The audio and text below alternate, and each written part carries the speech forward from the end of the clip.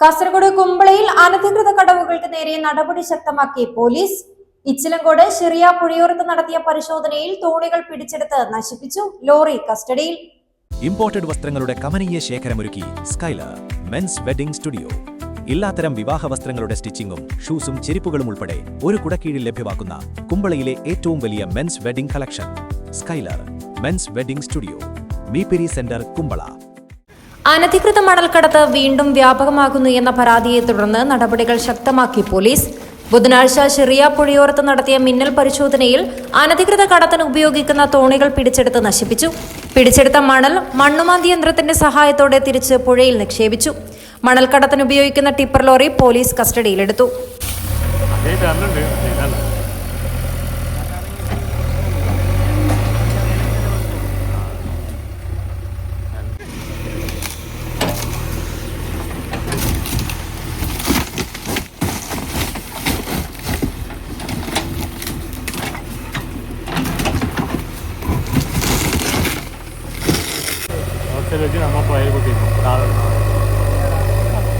Kumbla police station പരിധിയിൽ കഴിഞ്ഞ കുറച്ചു നാളുകളായി വ്യാപകമായി മണൽക്കൊള്ള നടന്നു വരുന്നതായി പോലീസ് പറഞ്ഞു.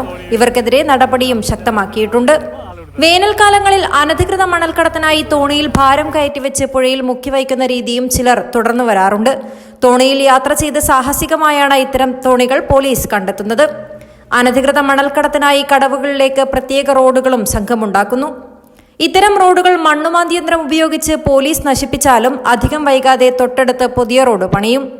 കുമ്പള, ഷിറിയ, മൊഗ്രാൽ പുഴകളിൽ മണൽ വാരുന്നതിന് ഏറെയും അതിഥി തൊഴിലാളികളെയാണ് ഉപയോഗിക്കുന്നത്. പോലീസിനെ നിരീക്ഷിക്കുന്നതിനായി പ്രത്യേക സംഘങ്ങൾ കുമ്പള നഗരത്തിലും ദേശീയപാത കേന്ദ്രീകരിച്ചും പ്രവർത്തിക്കുന്നതായും വിവരമുണ്ട്. News 14 live, Kasaragod.